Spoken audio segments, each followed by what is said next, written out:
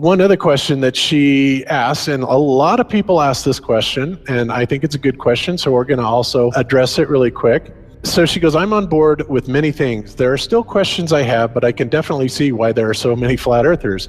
The question her husband gave her, however, is, if it's true, does it change how I live my life?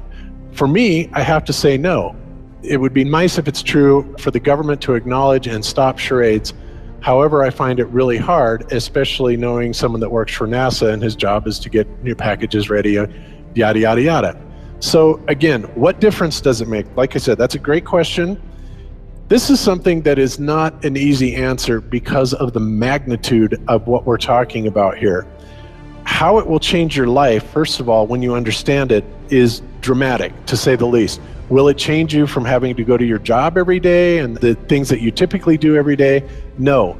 But when this knowledge becomes more mainstream and these agencies are starting to be held accountable, and you understand that they're all participating in this, not just the United States government, not just NASA, but China, Russia, India, all of them have space programs. They all have the same symbolism. They're all doing the exact same thing to their citizenry. And the first thing you have to understand about this is that the deception goes all the way to the top. And when I say all the way to the top, you have to kind of get rid of the notion that the people at the very highest levels are working together. The people that control the world we're not against each other. There was never any such thing really as the Cold War. We're really not enemies with anybody else. This is all a facade that's being brought on for our benefit. But the people that are in power, that have all the money, the Rockefellers, the Rothschilds, the Morgans, the on and on and on, these are the people that literally run the central banking system, which of course has permeated the entire world. And any country that tries to get away from it, their leaders are quickly assassinated. It goes on and on and on. So you have to understand conspiracies a little bit to understand the magnitude of this deception. So why would they do this? Why are they trying to hide the fact that we are on an infinite plane or on a flat earth rather than a ball? Well, the answer to that, there's a lot of answers to that, but in my personal opinion, if you isolate people into the idea that they're on a blue marble that's in the middle of a universe that is really insignificant, and there's thousands or millions and billions of other worlds and possibly other civilizations, that makes most people think that we are insignificant and that we did actually come about as some sort of an accident. Now, when people believe that, their minds are much more malleable into being given the idea that there is no God, there is no creator, that all of this is just some sort of random happenstance. And because of that, that also gives the controllers this fertile soil to build other deceptions on. And it's all about control. Remember, it's not about money. Money is irrelevant. They print the money. Money is just something that you and I agree has value, but it really is just pieces of paper, right? These people are printing the money. They can print money all day long if they want to, and they do. So it's not about that. And it's not just about power either. It's about total control, mental, physical, spiritual, every way, shape, and form possible. And to wrap your head around this type of deception, whether you're religious or not, if you're religious, then you understand that this is Satan's plan all along. If you're not religious, then you need to understand that people are power hungry and they will do anything to gain and maintain this type of control. So I've kind of ranted on this a lot. So Jon and Jeran, if you would add into this for my relative and kind of elaborate on what I've said. I would just add that a lot of people don't realize it, but really the fundamental cornerstone of nihilism, and really nihilism is sort of the most profound version of atheism. Really, atheism is probably the most popular quote-unquote religion, at least in America and probably worldwide. There's more atheists at heart because of one simple fact, and that is this whole Copernican principle, or this Big Bang Theory universe where the entire planet and even the galaxy are like a mere speck of dust and completely insignificant in the grand scheme of things.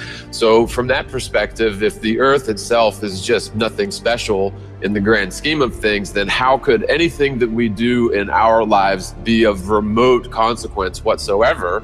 And so this whole mindset, again, is sort of the founding cornerstone of atheism and ultimately nihilism.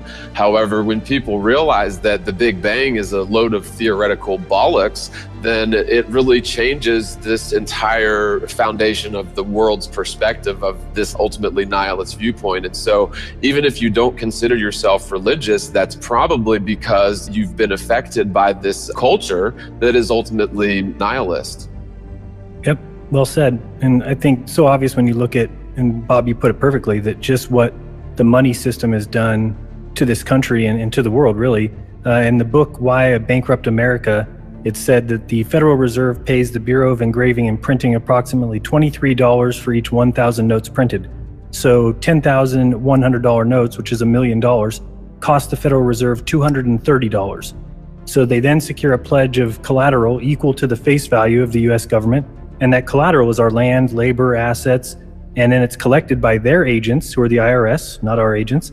And by authorizing the Fed to regulate and create money, and thus inflation, basically, Congress gave private banks power to create profits at will. That's what they do. It's all about making profits for themselves. And you have to remember how big of a conspiracy this is. This isn't talking about just the JFK thing or isn't talking about just 9/11. It's on an umbrella kind of system to where it is the biggest deception that there is. It actually exposes every other deception, and nothing else brings down the power of the elite because it really exposes education, science, the economy, television, museums, universities. Think of all the things that have been fooled. I feel worse for the people that are out there building satellites, the people that are out there actually working for these space agencies, the people out there teaching in schools as professors, because they would all come to the conclusion eventually, once this gets out, that they've all been contributing to the lie. And that's got to be the worst feeling that there is. And that's why you have a hard time with a Neil deGrasse or a Bill Nye, these guys ever even considering that the earth might not be what they were taught, because they understand if it's not, then their entire lives have been about promoting the lie. They are tool pieces for the elite, for the lie system, and it really destroys everything. And I'm a perfect example, John, of what you were talking about. When I realized religion had some things in it that didn't quite fit with my reality and I was done with it, I realized there was many lies there. I popped out of that, and the one place that's there with open arms, calling for you, saying, we tell nothing but the truth, we're all about facts and evidence, is science. And I went there with my arms open, ready to embrace them, and said, oh, thank you. I'm so glad you're here, because over there I was just getting lied to left and right. And now I know science is the place to go. Now, thank goodness I'm into research and things that I wanted to know everything about it. I wasn't comfortable in just saying, well, now I realize religion's a lie. I'm just going to be scientific and promote science and just say the word science when anybody talks to me. It would have been really easy. I could have paraded myself around and been really Mr. Smart Guy and been able to debate Christians, and would have been really easy for me. But instead, I decided to look into it. I wanted to know, why is evolution real? Where is the evidence? Why are these things facts? How do they know the age of the earth? And the more and more I looked into it, and the more I asked these so-called science backers, the more I realized it was another religion. And that's ultimately, and I'll admit it, an atheist for probably 6 months. And thank goodness I looked into that science. But I notice out there all these other guys who are just making these debunk videos or calling us crazy. The difference between me and them is that they don't want to research it, or they don't know how to research past the deception layer. I mean, you have to understand, this is the biggest deception ever. It can never be let out. So if you're looking for, well, why does Jeran say this? And you go look up Google or something like that, and you just search it one time and don't try and look at any other sources besides the mainstream sources, then you shouldn't be surprised that you're going to get the exact answer you're looking for. That's only going to confirm what the elitists, or what these people who are fooling us from the top down, what they want you to find. And then they go and make videos claiming these are evidence that we're wrong. And they say, well, these guys didn't even research it. If they would have looked it up one time, they would have found it. That's crazy talk. If you think we don't know the mainstream reasoning behind it, that we don't need to bring that up to people, because anybody like you can go look it up and find that exact answer. That's not doing research. And this is a deception on the highest level that you need to go and dig deeper and look at different bits and pieces and put it together and come up with your own explanation. Because if you're just going to take what mainstream tells you and believe it, then go watch Fox News and enjoy what the mainstream wants you to enjoy. That's the way that they operate. So I just think when it comes down to people asking, how does it affect my life? No, I guess it depends on you. If you don't care that you've been lied to about everything from school, from kindergarten on, everything that you were taught in school was meant to get your mind into a certain frame of reference, to make you think about the world a certain way, to make you think about your parents, and to make you think about your friends, and to make you think about your government, all in a prescribed way to make the rich get richer and make you into a wage slave. If you don't care that that happened, if you're happy going to your 9-to-5 job and you're comfortable in your belief about who your creator is, then it doesn't affect your life. For a lot of us, that is a pretty big deal. For me, it looks like 35 years of my life was completely wasted on a false existence that someone else decided to sell me.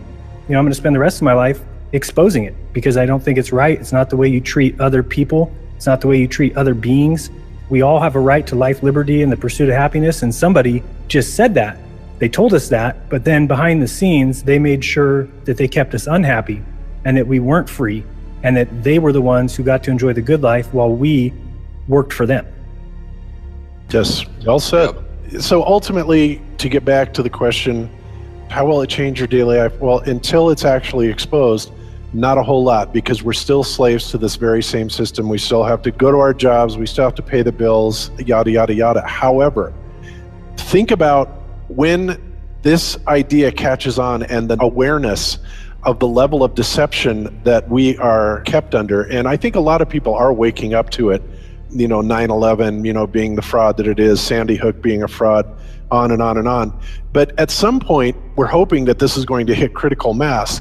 And when it does, then all of a sudden, these institutions that are taking billions and trillions of dollars from us to simply enslave us, to keep us going to work every day and never having enough money or time, and other countries that are starving, have no medical attention. And in fact, there's active campaigns to kill these people off, and this is a well-known agenda. But all this aside, when this all goes away, then we're talking about an entirely different world.